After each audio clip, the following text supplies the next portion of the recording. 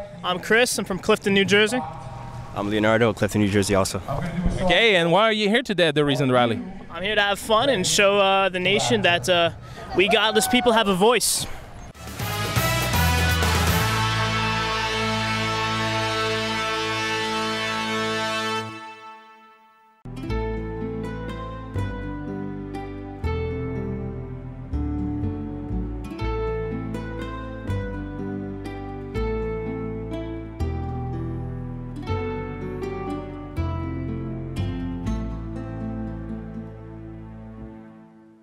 Israeli conservative and reform movements get official government funding just like their Orthodox brethren. In a landmark Supreme Court ruling, Israel's Attorney General has approved government funding for a limited group of 15 non-Orthodox rabbis.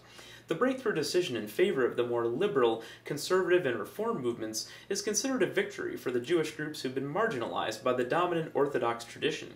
The 15 liberal rabbis will receive funding similar to the other 2,000 or so Orthodox rabbis currently supported by the government.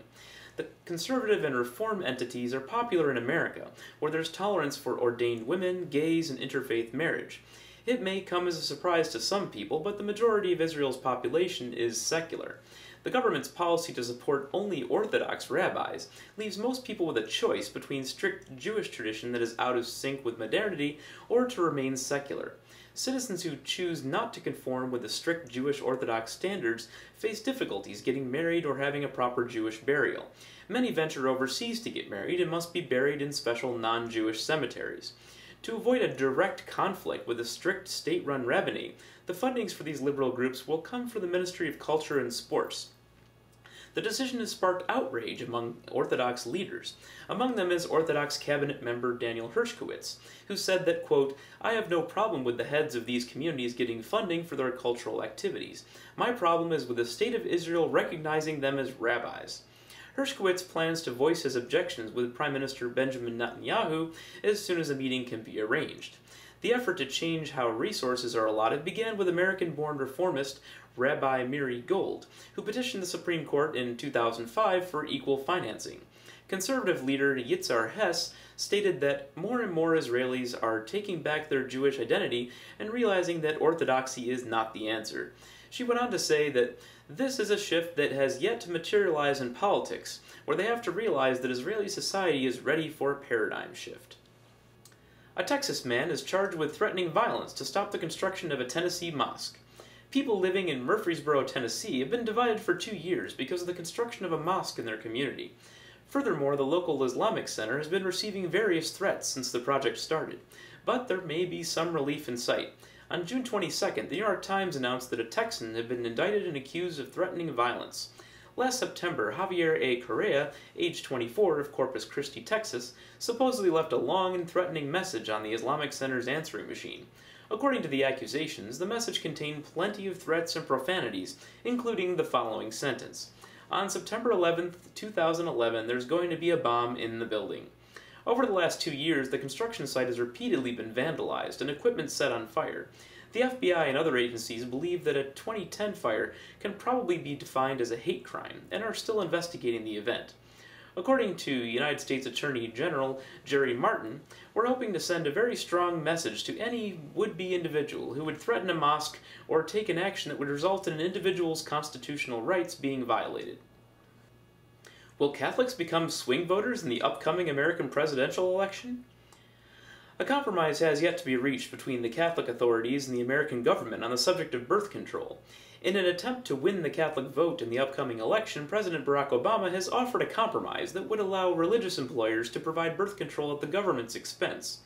At first, many believed that it was a great innovation, but the compromise became widely viewed as cumbersome and an inadequate attempt to appease religious organizations.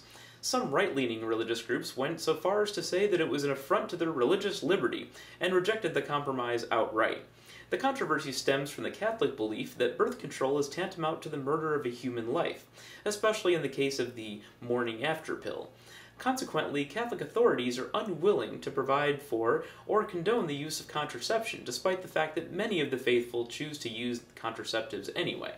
The White House now finds itself in a precarious situation. Obama wants to keep the support of both Catholics and women's rights advocates. Luckily for the president, it has been noted that the Catholic voting base is no longer as homogenous as it once was. Despite the fact that it used to be a largely Democratic constituency, controversies such as this one seem to have turned Catholics into swing voters for this coming election. Well, imagine that. According to David Brody, the chief political correspondent of the Christian Broadcasting Network, the majority of the Tea Party members are conservative Christians. That's what he claims in his latest book, The Evangelicals, the inside story of how the Evangelicals and the Tea Party are taking back America. Interviewed by his boss, Pat Robertson, the writer explained that conservative Christians are important to right-wing conservatives. The truth of the matter is that, Pat, without evangelicals, without conservative Christians in the Tea Party, you're looking at maybe half a movement. The libertarians cannot do it by themselves. This is causing a problem for the libertarians themselves, since they do not necessarily embrace the anti-gay and anti-abortion values of their religious partners. But Republican Senator Jim DeMint is happy with the present situation. To him, it is like the Great Awakening before the American Revolution. Not surprisingly, Michelle Bachmann considers herself one of those evangelicals, since she believes in lower taxes, reduced government spending, the Constitution, and Jesus H. Christ. Atheist Roundtable, a gathering place for rational people. Funny pictures and videos. Profound atheist quotes. The religious going crazy. The latest news. World domination. Casual discussions. Baby eating. The ultimate forum for a lively dialogue. Come join the fun at atheistroundtable.com.